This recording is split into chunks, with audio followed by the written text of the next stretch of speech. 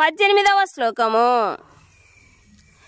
యదా వినియతం చిత్తమాత్మన్యేవావతిష్ఠతే నిస్పృహః సర్వకామేభ్యో యుక్త యుత్యుచ్యతే తథా.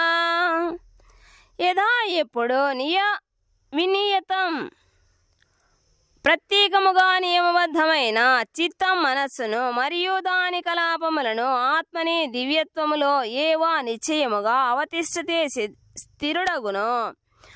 నిస్పృహ కోరిక లేనివాడు అన్ని రకములైన కామేభ్య భౌతికేంద్రియ భోగము కొరకు యుక్త యోగలో స్థిరుడు ఇతి అని ఉచ్యతే చెప్పబడును. తదా అప్పుడు యోగాభ్యాసము ద్వారా యోగి తన మనోకర్మలన్నింటినీ నియంత్రించి ఎట్టి భౌతిక వాంఛలను కలిగి ఉండక ఆధ్యాత్మిక స్థితిలో ప్రతిష్ఠితుడైనప్పుడు యోగలో స్థిరుడైనట్లుగా చెప్పబడును.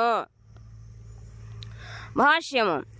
యోగి అనువాడు సహజముగానే అన్ని రకాల భౌతిక వాంఛలను, వాటిలో ముఖ్యముగా మైదున సంభోగము విడుచుట వలన యోగి కర్మలు సాధారణ వ్యక్తుల కర్మలకు భిన్నములుగా ఉండును.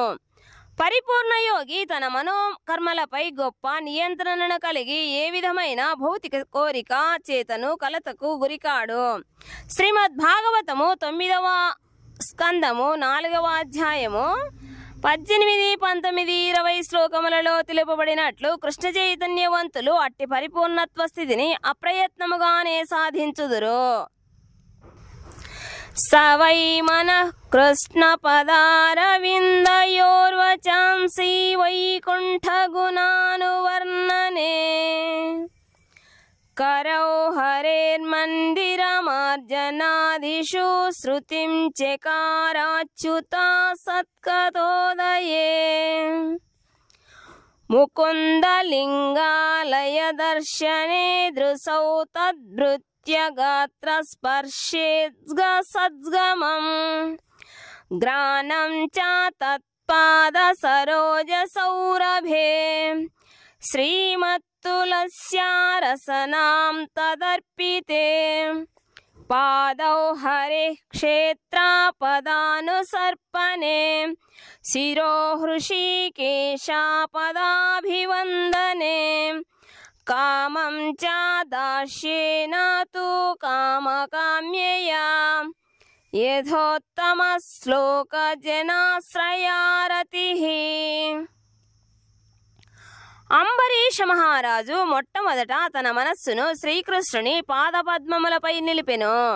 తదుపరి అతడు తన పలుకులను ఆ దేవాదిదేవుని దివ్య గుణములను వర్ణించుటలోను, తన హస్తములను శ్రీహరి మందిరములను శుభ్రపరచుటలోను, తన కర్ణములను అచ్యుతుని లీలలను శ్రవణము చేయుటలోను, తన చక్షువులను ముకుందిని దివ్య రూపములను వీక్షించుటలోను, తన దేహముతో భక్తుల దేహములను స్పృశించుటలోను, తన నాసికను శ్రీకృష్ణ భగవానునికి అర్పించబడిన పద్మముల సువాసనను గ్రహించుటలోను, తన జిహ్వను ఆ భగవంతుని చరణ కమలములకు అర్పించబడిన తులసీదళములను రుచి చూచుటలోను, తన పాదములను శ్రీహరి తీర్థక్షేత్రములకు మరియు మందిరములకు వెళ్ళుటలోను, తన శిరమును హృషీకేశునికి ప్రణామములు అర్పించుటలోను వినియోగించెను.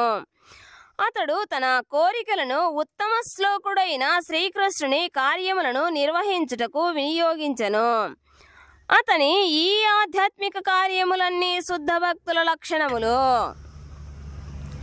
ఇట్టి ఆధ్యాత్మిక స్థితి నిరాకార మార్గమును అనుసరించే వారికి వివరించట సాధ్యపడదు. కానీ కృష్ణ చైతన్యవంతునికి అది మిక్కిలి సులభము మరియు ఆచరణ యోగ్యమైనది. ఈ విషయము పైన వర్ణించబడిన అంబరీషుని కార్యముల ద్వారా స్పష్టమగును. నిరంతర స్మరణతో శ్రీకృష్ణ భగవానుని చరణ కమలములపై మనస్సు లగ్నము కానిదే అట్టి ఆధ్యాత్మిక కర్మలు ఆచరణీయములు కాలేవు. కనుక శ్రీకృష్ణుని భక్తియుక్త సేవలోని కర్మలు అర్చనము, ఇంద్రియములన్నింటినీ శ్రీకృష్ణ భగవానుని సేవలో నెలకొల్పుట అనబడును. నిజమునకు మనస్సుకు ఇంద్రియములకు ఏదైనా ఒక వ్యాపకము ఉండవలను. కేవలము కర్మలను త్యజించుట ఆచరణీయము కాదు. కనుకనే సామాన్య జనులకు, ముఖ్యముగా సన్యాసాశ్రమములో లేని వారికి పైన వర్ణించినట్లుగా దివ్యమైన ఇంద్రియములను, మనస్సును ఆధ్యాత్మిక కార్యములలో నెలకొల్పుటయే ఆధ్యాత్మిక అనుభూతిపై ప్రాప్తికి చక్కటి విధానము, అదే యుక్తము అని భగవద్గీత పలికెను. 19వ శ్లోకము. యథా దీపో నివాతస్థో నేజ్గతే సోపమా స్మృతా యోగినో యథా చిత్తస్య యుంజతో యోగమాత్మనః.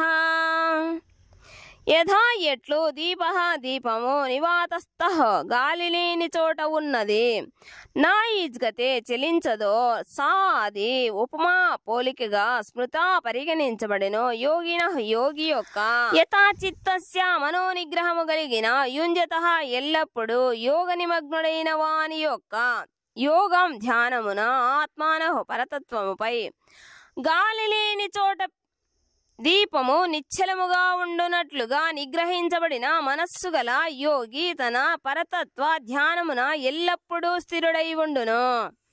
భాష్యము. ఎల్లప్పుడూ తనకు ఆరాధనీయుడైన భగవంతుని పట్ల స్థిరమైన కలత చెందని నిరంతర ధ్యానముతో సదా ఆధ్యాత్మిక స్థితిలో నిమగ్నుడై ఉండు నిజమైన కృష్ణ చైతన్యవంతుడు గాలి లేని చోట ఉండు దీపము వలె స్థిరముగా ఉండును.